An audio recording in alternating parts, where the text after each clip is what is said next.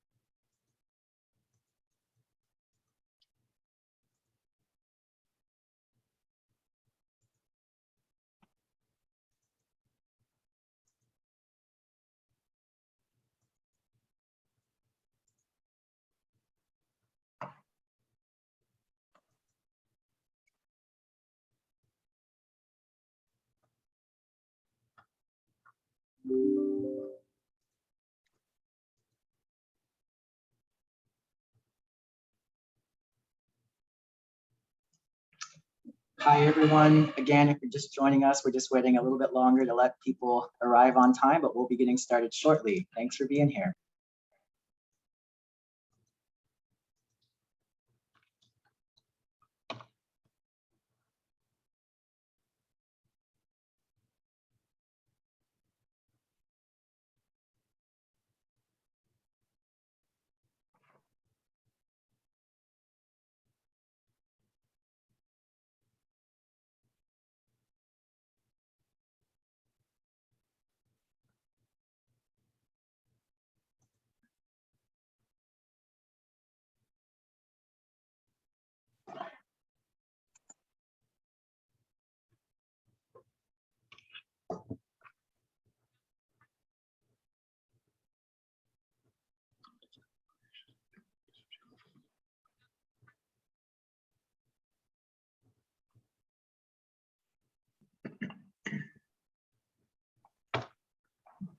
All right, well, we are past the top of the hour, so we're going to go ahead and get started.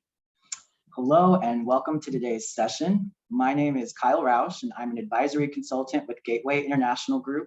I'll be serving as the facilitator for our webinar today. Gateway Learning is pleased to kick off this new webinar series, which was designed to contribute to the dialogue about the transformation of education abroad since the onset of the pandemic. We hope that the series will offer you an opportunity to hear about innovative new programs and to adopt and tailor strategies to your unique circumstances. Today's webinar is an opportunity to discuss how program design has adapted to the new realities of the COVID-19 era. Our panelists are practitioners who, each in their own way, are implementing strategies that illustrate 21st century education abroad. Since we all are innovators now, it is helpful to observe what works for others so that we might tailor those strategies to our own unique circumstances. Please note that today's webinar is being recorded. The format of the session is a Q&A with a panel of practitioners. We've prepared a series of questions for our panelists in the hopes that they can share some of the new and unique approaches they've been employing with program design due to the pandemic. Please introduce yourself in the chat and feel free to use either the chat or the Q&A dialog box to pose questions to our panelists. Questions posed via the Q&A dialog box will be anonymous. We'll hold time for additional questions at the end, and we'll also have a moment at the end to hear more from Gateway's Managing Director, Dr. Tony Ogden, and preview the next webinar in the series. With that, it's my pleasure to invite our panelists to introduce themselves.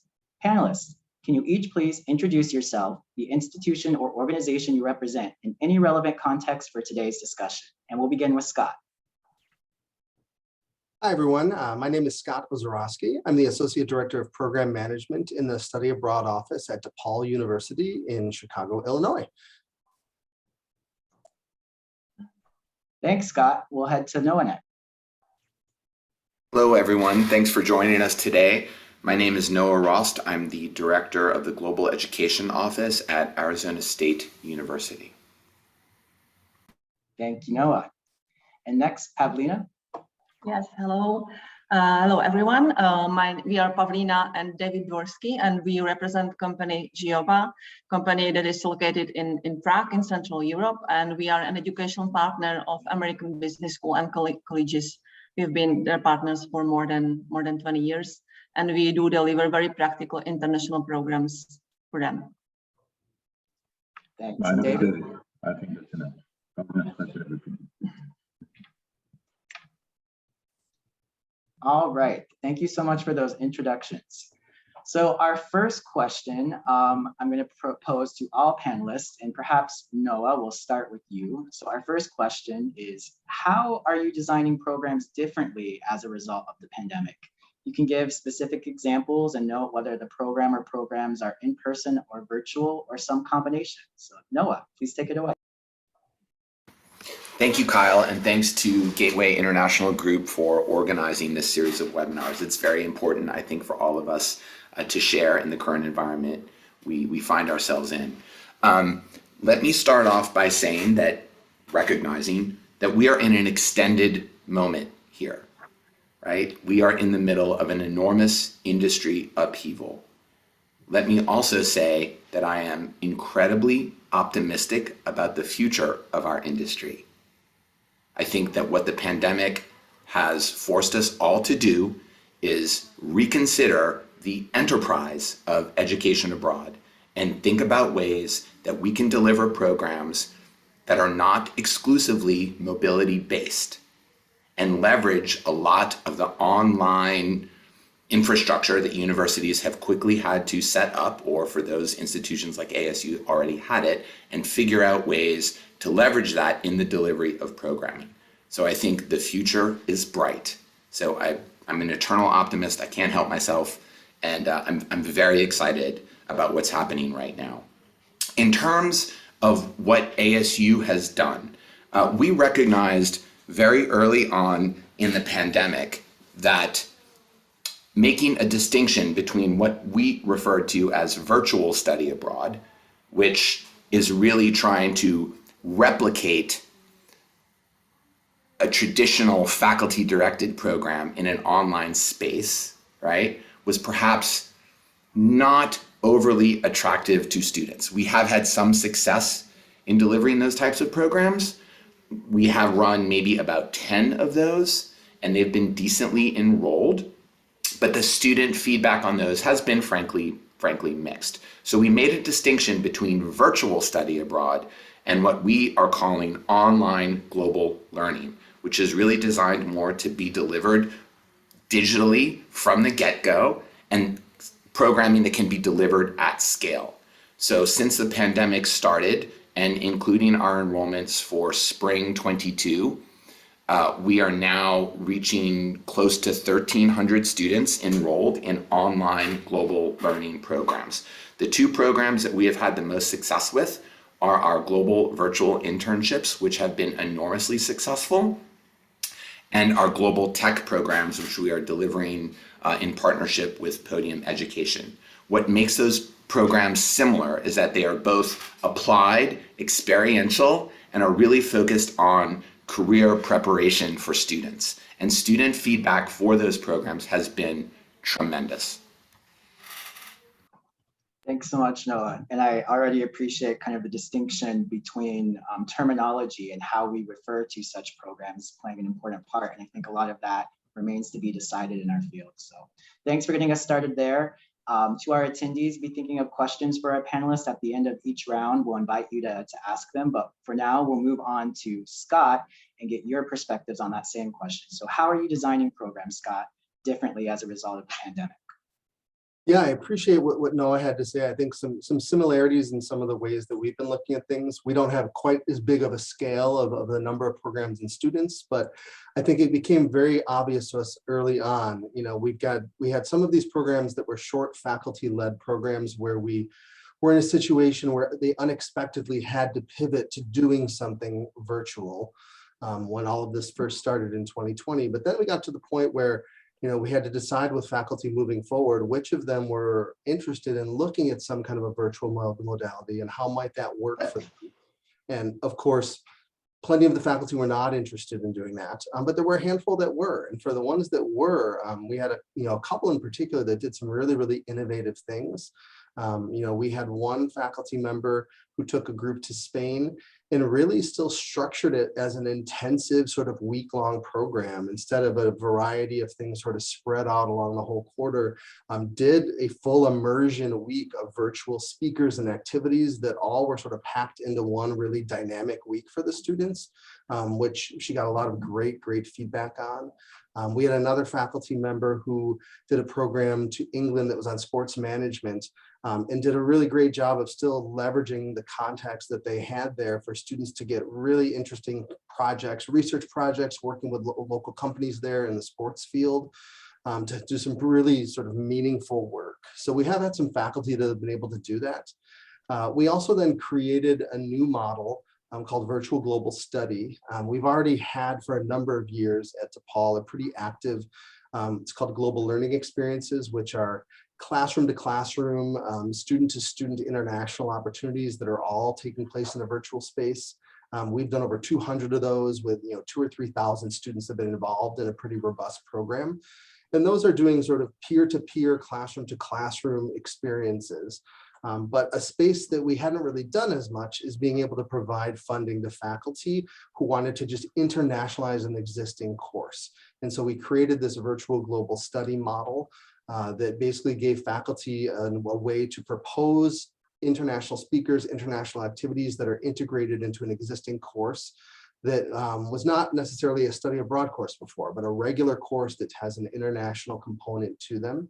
And it's been a really interesting process to start that. We had our first couple that went last winter that did this for their class. We had a faculty member who was doing a class on Brazilian music and dance and had a number of speakers come into the class virtually.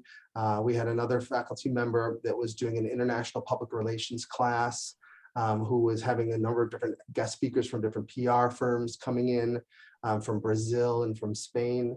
And it went really well. These were classes that the students didn't go into the class knowing that they were going to have this type of virtual content because it's a faculty member internationalizing an existing class. But we had some grant money that we were able to award, and now we're building that out. We've had 7 more proposals come in from political science, from psychology, from religious studies, all different courses where they're basically being able to do some enhanced things in their course that they wouldn't have had the funding to pay some speakers or different activities to do for them. And then on top of that, kind of as Noah said, we've had a lot of success with virtual international internships. That's been a really big one for us. We've done some other sort of hybrid things, but those international internships, we've had about 50 students who have done them over the past year. And that's something that's continuing to move forward with strong student interest. It's great, Scott. And I'm curious, for those classes where you're helping enhance them with virtual components, have you seen engagement with some faculty your office previously hadn't worked with, or are these faculty? Yeah, exactly. That's what's been nice. We've had a few that are faculty that we had relationships with, but several new faculty that have had nothing to do with the study abroad office before. So it's been really cool to kind of bring some new people into the fold and see what happens. And it may be that they just have this internationalized course and that's that, but we're hopeful that maybe some of these may lead into a next step of maybe them leading a study abroad program at some point, or we're doing some other work with our office. Yeah, certainly a gateway, pun intended. Well, thanks for sharing. We'll pose the same question now to our friends at GEOBA. So how are you all designing programs or working with partners differently as a result of the pandemic? Thank you, Kyle. Maybe we will speak a little bit differently, as we do represent a small company which provides content to the universities as an academic partner. We call ourselves. Actually, it's a little bit tricky debate for us because something innovative or new, as we introduced to the market 15 years ago already, a component which used to be always a part of the faculty-led study abroad programs, which is a consulting project. Not necessarily has to be called a business consulting project. And it was already on a 95% based on the virtual activity before or prior traveling.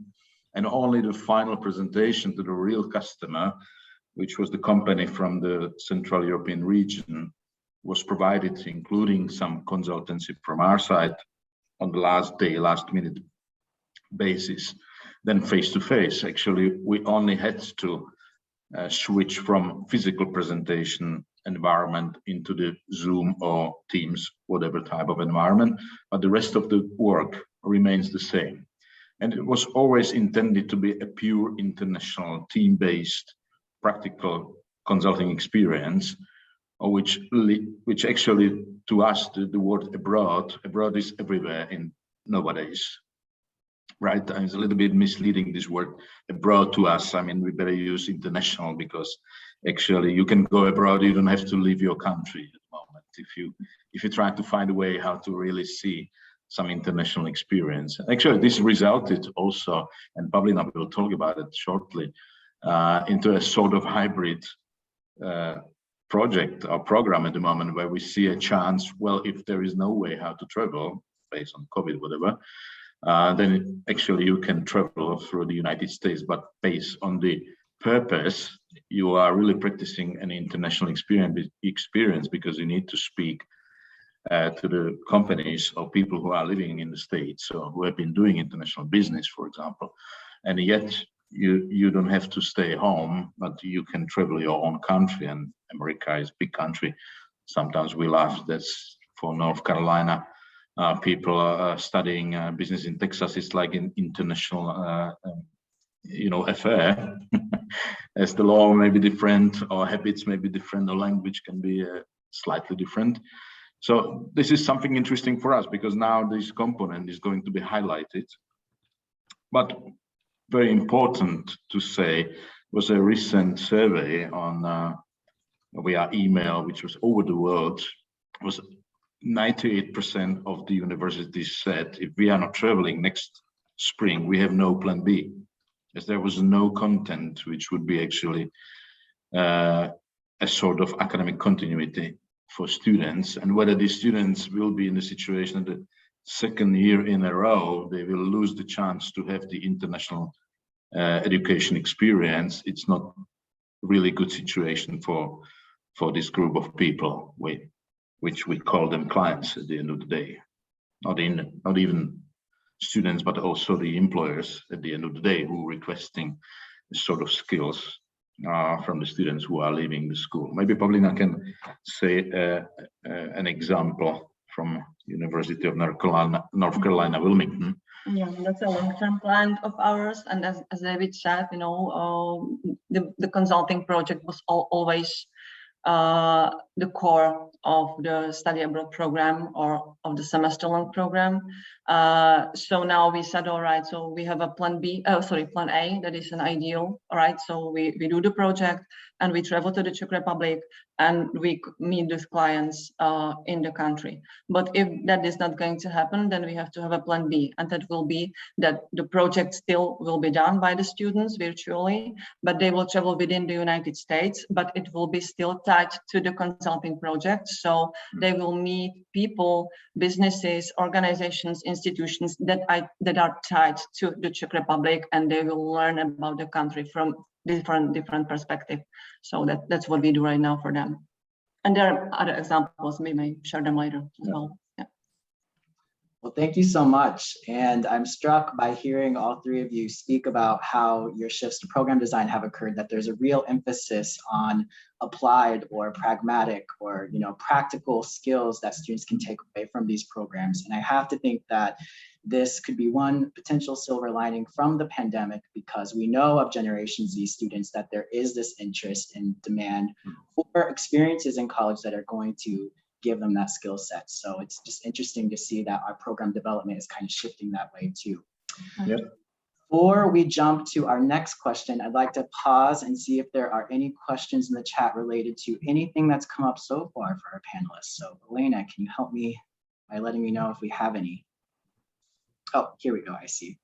So for ASU, who is or are your partners for virtual international internships, if you can share that? Or are you sourcing these internships yourselves? Thanks for the questions. Heavens no, we are not sourcing the internships ourselves. We are contracting with Kappa to provide the global remote internships, and we are currently looking to expand with different organizations that offer those opportunities in different cultural contexts. And then just another follow-up question related to virtual internships that anyone who's working on these programs, feel free to jump in. Have you noticed a difference, or what differences have you noticed rather between virtual internships and in-person internships? What are some things that we should be aware of as we are facilitating these? One of the things I've noticed is that the online internships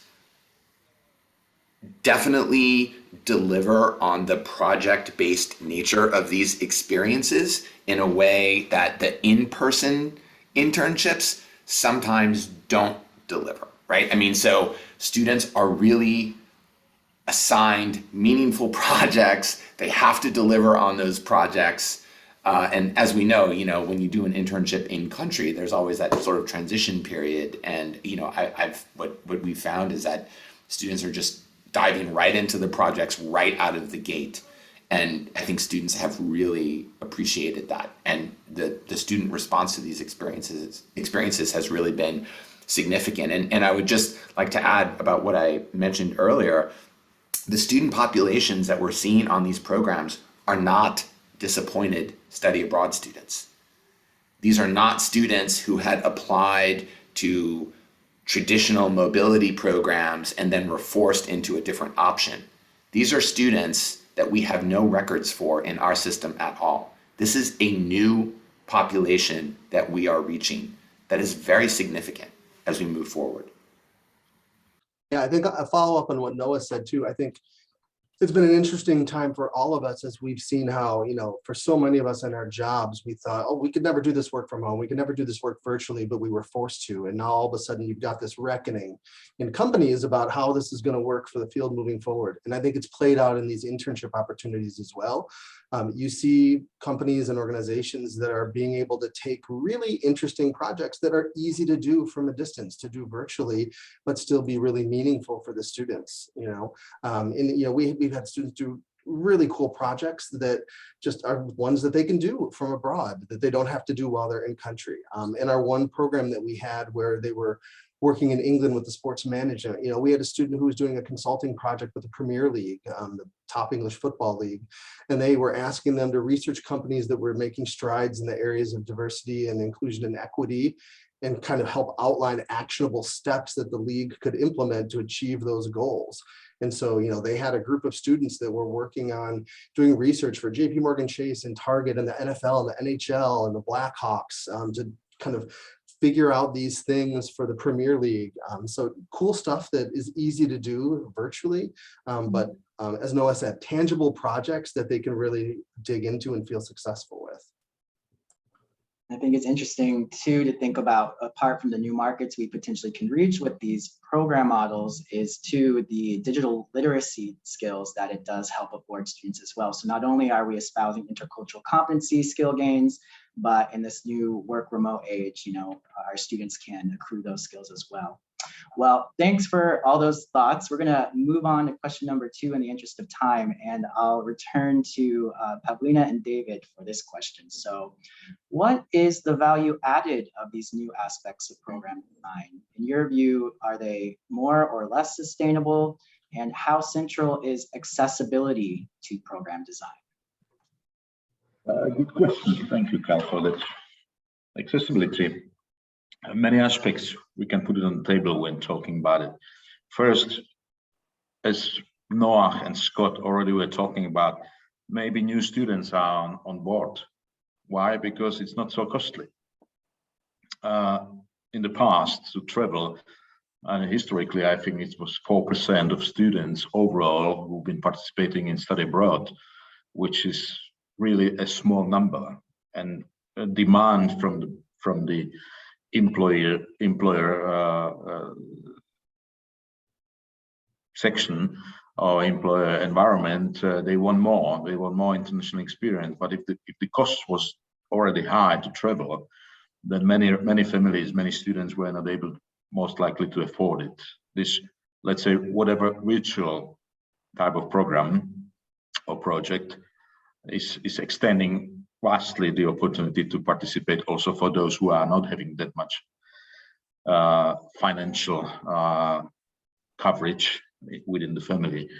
for example. That's one thing. Another thing is typical traveling programs were focusing on some breaks.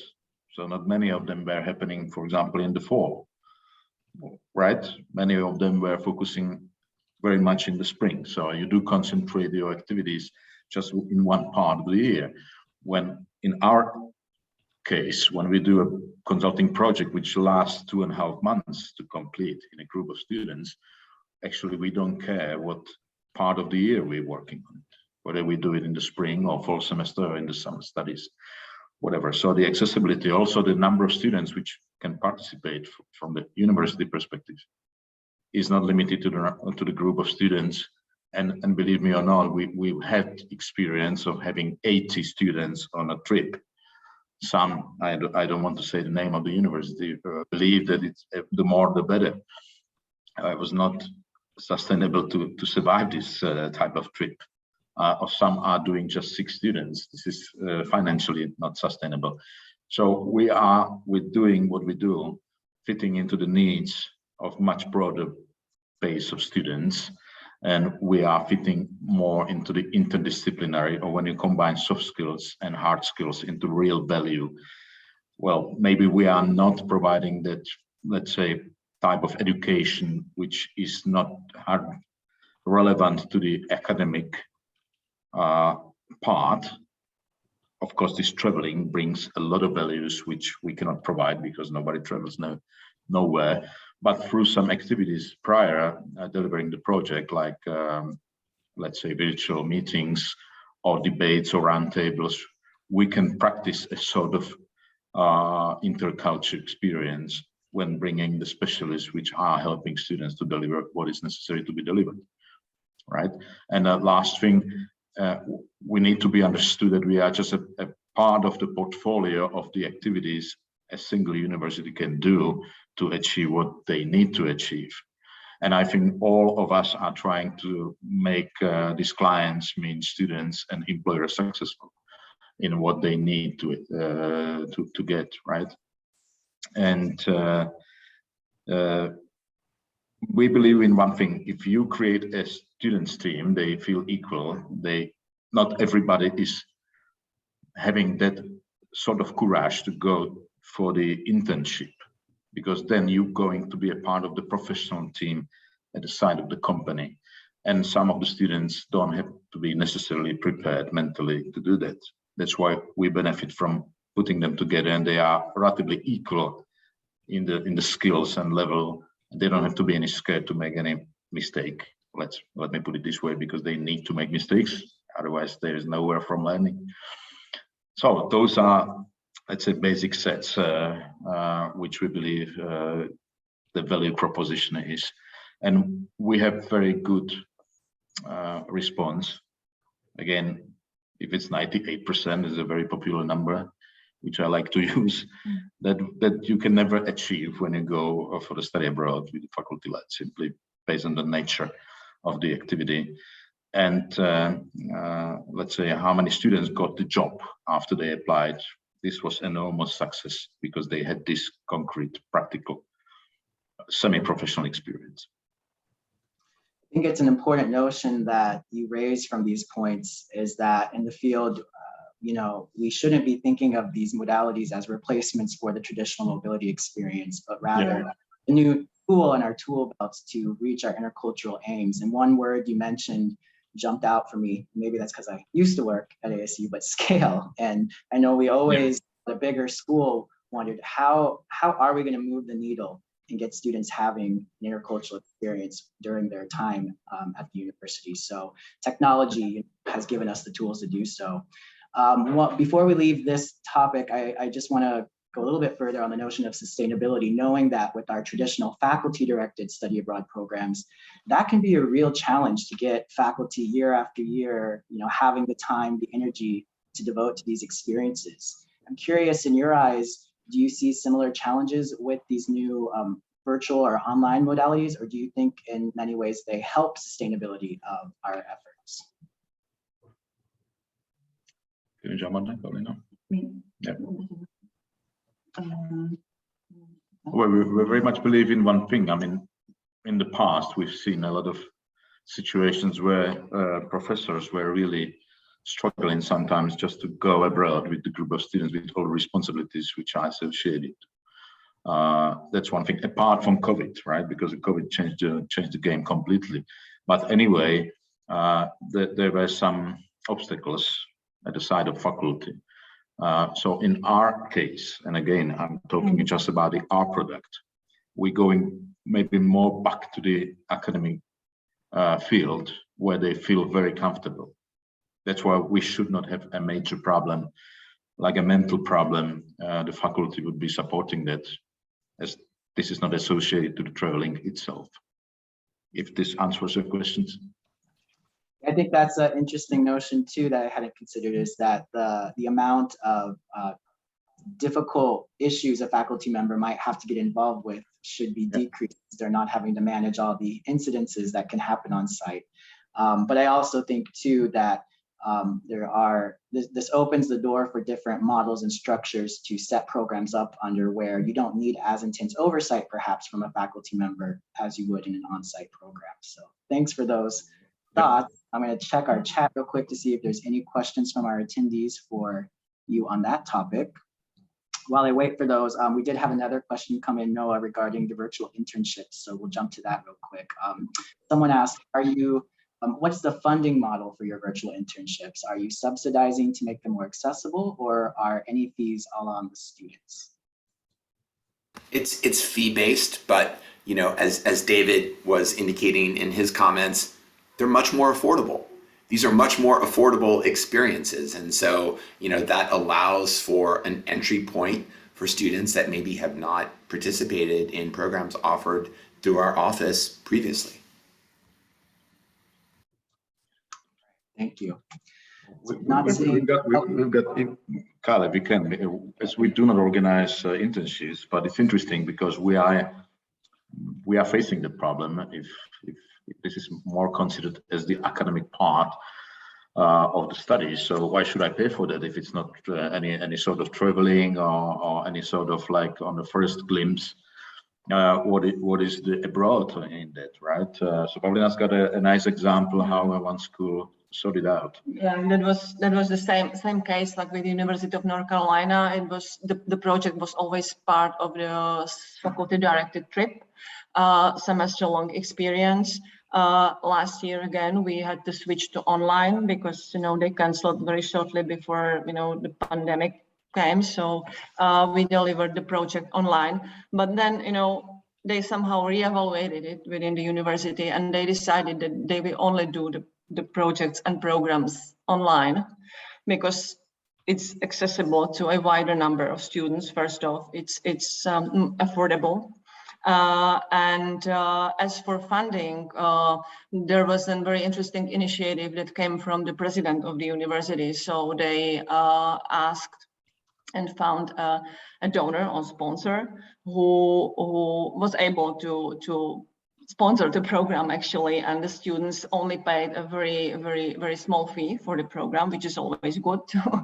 But then the students were able to afford a study abroad program. That global consulting program. It's a tricky field because if we would be requesting as a provider a part of the tuition, then we are in constant fight with the professors about their compensations. So as Noah said, this is a fee-based, and there are numerous ways how to get financed. Either they will agree, students will agree to pay, or the sponsor will. This is a small money actually, even for the sponsor.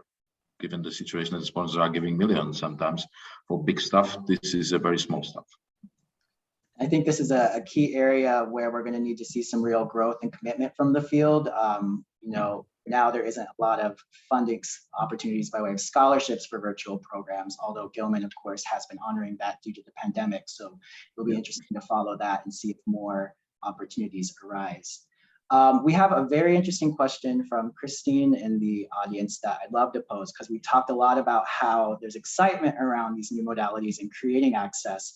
But there might be some pause just to make sure we're rolling this out the right way. And so I'll just pose her question as worded. So you discussed that virtual or remote programs can help with accessibility because of the cost.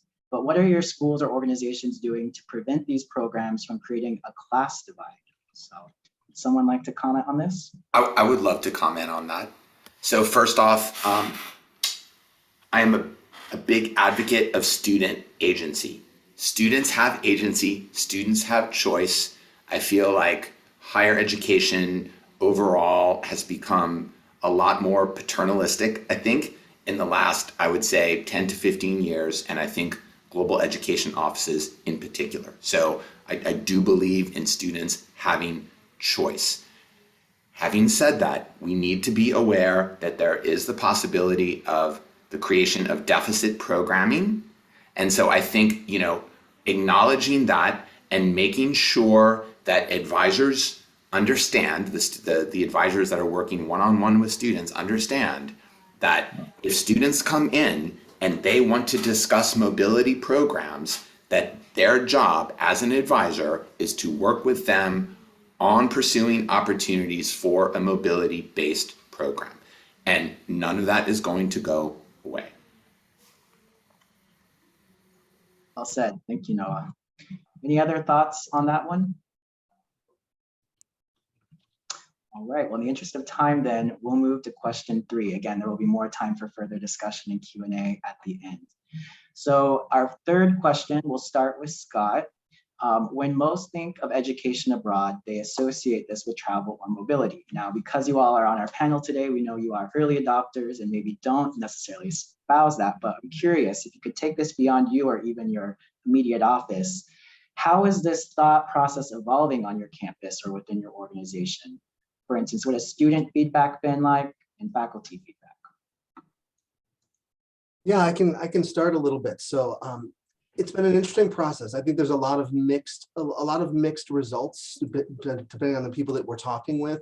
On the faculty side, we have some faculty who have really embraced this and done some pretty amazing things. And have, I think it's like we found just with the pivot to virtual that had to happen for everybody with all of their courses. You have some faculty that have embraced it and did some really innovative, cool things. Other faculty who have struggled with it and it's just not their deal. But the ones who have embraced it and wanted to do some things with it have done really well. And I think the students have really enjoyed those classes and the way that they've integrated things in. With this virtual global study that I was talking about, this grant funding for faculty members, it has just been cool to see some new faculty that we haven't worked with all of a sudden have some interest. And I think they've been really appreciative of it. We've had a very active, as I mentioned, global learning experience program where we've been doing classroom to classroom work, where there's a training process through that. There's some grant funding, and we've had a lot of faculty involved in that for a number of years. But we've had these other faculty who haven't had an international contact in that way in a classroom to have a peer-to-peer student exchange of ideas happening, that just wanted to do things to internationalize their classroom and didn't have the funding to do it. And just being able to get a $1,000 grant from us to pay honorariums to 3 or 4 people that can come do some stuff for their class, they've been incredibly grateful to say, hey, I just haven't had a place to get this little bit of funding to enable me to do this. So I think there's been really good feedback from faculty, just appreciating that there are several different ways for them to do some things they haven't been able to do before. For the students, I think it's mixed feedback. I think you have some students who very much wanted to be going abroad in this past year and a half and weren't able to. And for them, doing something like this was a second choice option where they said, I had a good experience, but it's, I sure wish I had been able to go abroad instead. But as Noah said, we've had some students who've come into this who were never on our radar for one of our programs with mobility. And they were so appreciative that all of a sudden, if they could do this virtual internship that's going to cost them hundreds of dollars instead of one of our programs that costs them thousands of dollars. And maybe they've got a situation at home where they're not able to for their job or their family life. Even going abroad for a couple of weeks is not an option for them. But all of a sudden doing this virtual internship is something that they can do. So I think they've been really appreciative.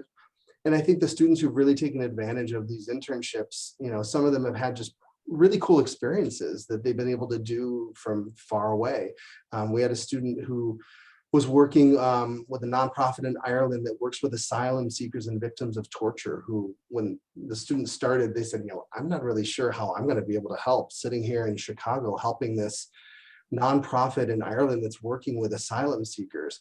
But all of a sudden, her role ended up being to research and contact similar centers in the United States to talk about their strategies of providing support and care, and then compare that to what was happening in Ireland. And so it was something that she ended up feeling really, really worthwhile and valuable about. And kind of went into it unsure of how it was going to work out, but came out of it on the other end having had a really meaningful experience. We had a game design major who was working with a team building games franchise in Amsterdam that does like escape room games.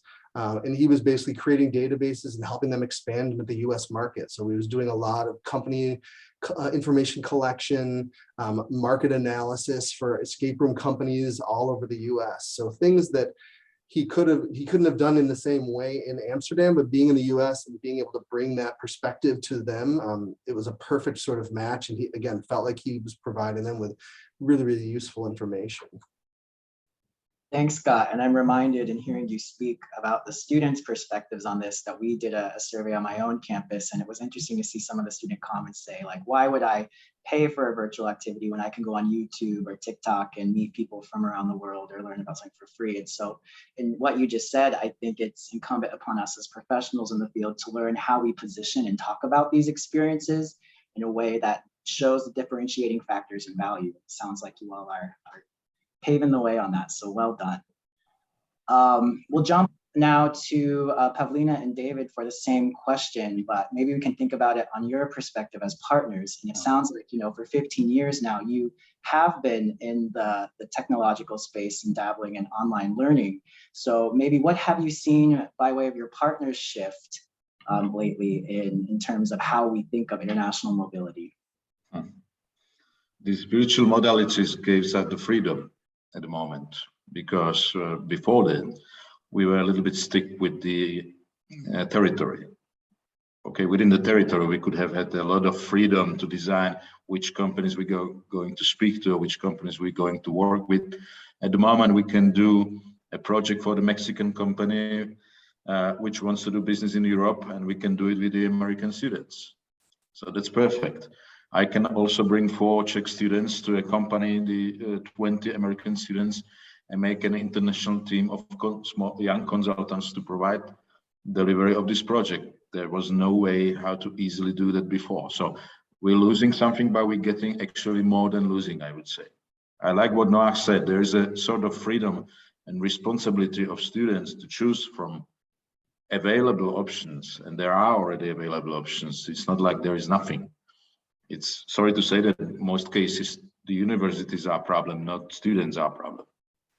Yeah, I'm very open at the moment because some sort of conservatism. Not everybody has been that advanced, maybe, and I understand it, but that's the truth. So it's the turn is on the university side to allow more things to be done in that area. Well, that's I think I would define it by responsible freedom, which we have much more now than ever before.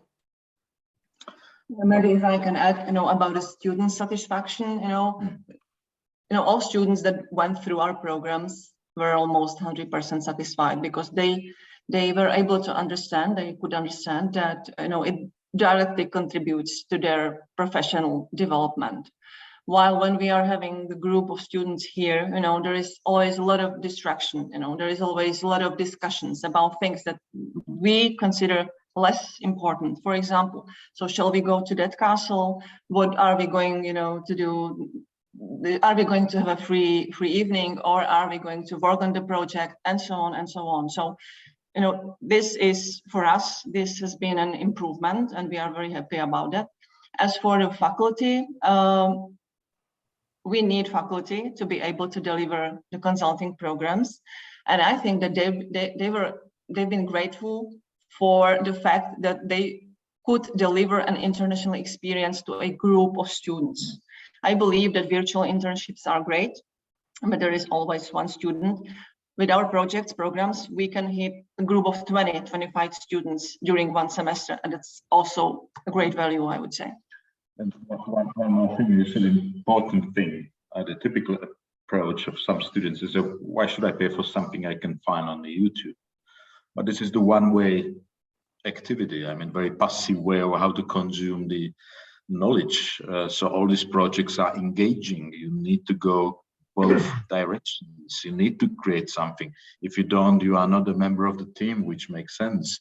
And that is copying something which is going to happen in the future. Very little people, a very little amount of people will be working individually. Most of them will work in the teams. So, and that's the task, how to really simulate efficiently teamwork. Thank you.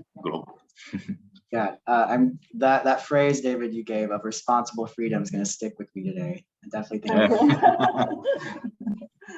All right. Well, in the interest of staying on time, I'd like to invite our final two panelists for this last question to please give your best summative response in about 2 minutes or less. So, as you look to the future of your education abroad operation, how do you see your program designs continuing to evolve, and what challenges have to be met? And we'll start with you, Noah.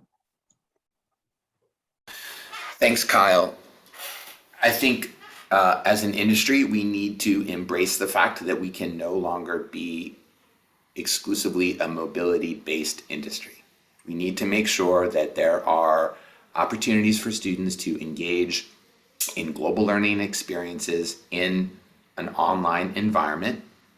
And we need to recognize that there's a middle ground, right? So there are ways to deliver programs that include some mobility and also include some delivery of remote academic content. So it will be a continuum, and the programs will plot themselves out on that continuum.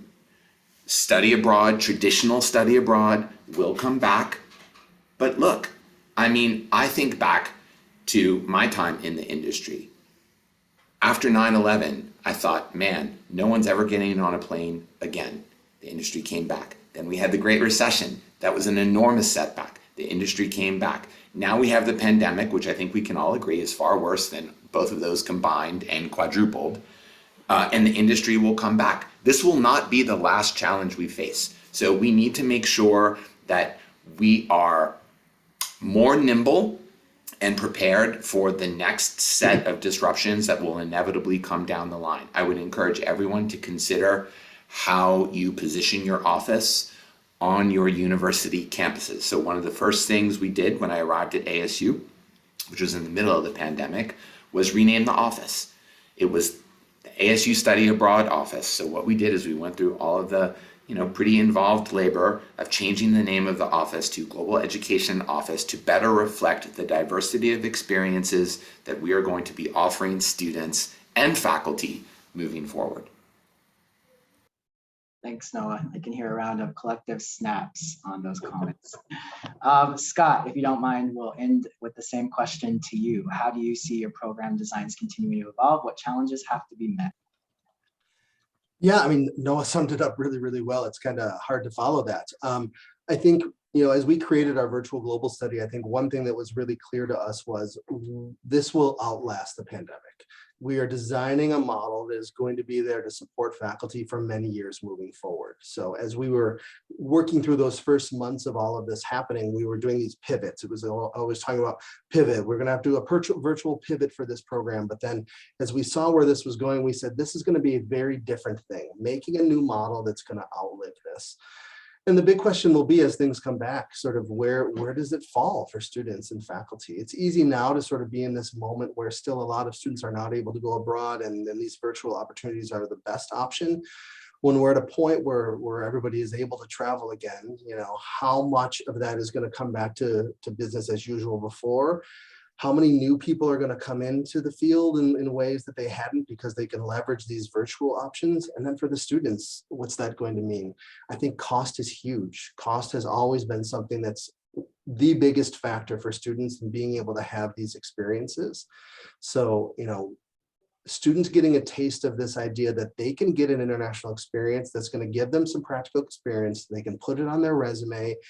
And again, it costs them hundreds of dollars instead of thousands of dollars, is a really attractive thing. How do we as study abroad professionals make sure to keep leveraging the idea that still having an in-country experience, having all the cultural exposure to that is something that is so meaningful. And if you're able to do that, that is always going to be something that, expands upon your experience in lots of different ways, while still recognizing that you can still have really valuable experiences without having to go abroad, if that suits you better. Well, I have to say, as a fellow optimist who's struggled a bit these past months to keep hanging on to that, it's been encouraging to hear these perspectives from each of you. I agree. I think there's some exciting times ahead for our field. This concludes our prepared questions segment. So we'd now like to invite our attendees to share any comments or questions you have for the panelists. So please use the chat or the Q&A dialog box to pose a question for our panelists. While we wait for some questions to come in, I'd like to take this moment to thank each of our panelists for sharing their time and experiences with us. Creating spaces to learn from one another is vitally important during this time of change. So thank you for being a part of today's session. Thank you. See if we have any questions coming in before we let Dr. Ogden say some words.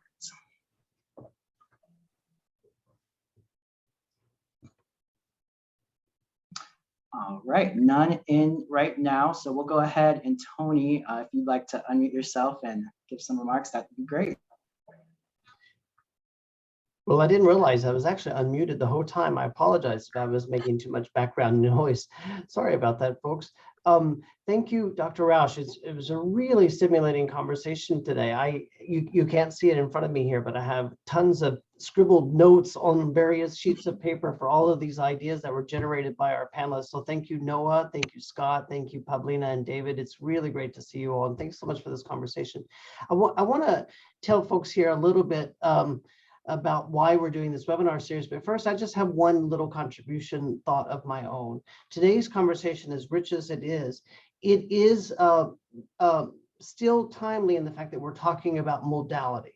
We're still talking about expanding our continuum, to quote Noah, the continuum or the various modalities, whether it's online or remote or in person, all of these different modalities for learning. And then, of course, we've been focusing on modalities for a long time now. It used to be study abroad, but now we're using this concept of education abroad, looking at internships or undergraduate research or study abroad and all of these different ways that we engage our students. But I think we really now might need to turn our conversation to something that stretches back many decades, and that is to pedagogy. Now we have an expanded array of modalities.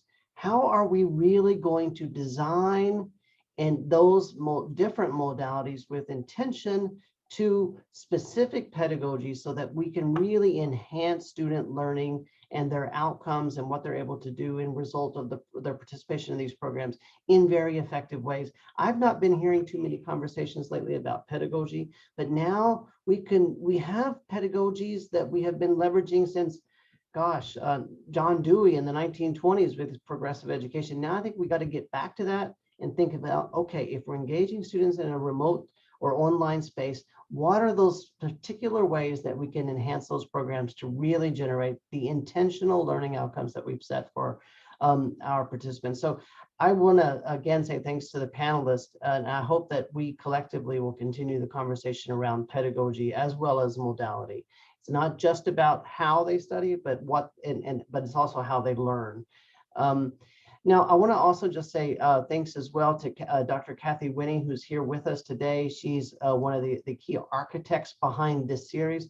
This is a new series, a free series to the folks that are able to join us, that we really want to elevate the discussion around next generation international education. And so you'll see on our website and various other places that we're going to be holding a series of free monthly webinars for those that are committed to this type of conversations going forward. Now, next month, you're going to see some announcements coming out very soon about our next webinar, and I believe that's the next slide. You'll see here that webinar is entitled Advocating for Our New Reality, Strategies for Successful Internationalization. So I invite all of you to join us on November 16th from 12 o'clock noon Eastern Time. Now, I would also just encourage you all to take a minute, if you haven't already, to visit the Gateway website, because on the website, we have the 3 divisions. You can look and learn all about Gateway Solutions or Gateway Learning. These are our consulting and our programming arms of Gateway. But more importantly for today's conversation is look at Gateway Resources. Many thousands of people are visiting Gateway Resources because there is a complete portal, I should say, as much as comprehensive portal as we can provide of free content, free resources, jobs, who got jobs, how to orient yourself around the profession, and so much more. So do stop there to visit maybe once a week or so you can see what events are coming up, what grants are available to you, and other resources. So we're providing that free of charge because we believe in 1 + 1 = 3, meaning if we're all able to support and collectively there, we'll be able to advance our shared profession and our shared field. So with that, let me stop and say, please come to the November webinar. I think if there are any other questions or thoughts for our panelists, I'm sure we'd like to hear them. But let me again say, Noah, David, Pavlina, Scott, always great to be with you. Thank you so much. And Dr. Kyle Rausch, Dr. Kathy Winnie, thank you so much. You're just a dream. Really appreciate it. Thank you, Tony. Well, if there are no more questions, I just want to give one final thanks to everyone for joining today's session. You have our contact details on the screen, so if you'd like to get in touch with any of the panelists or ask further questions, please feel free to do so. I hope you gained some insights or made a connection that will be helpful. Again, one final thanks to our panelists, and we hope to see you at the next webinar on November 16th. So with that, have a great rest of your week. Thank you very Thank you much. Carl. It was a pleasure.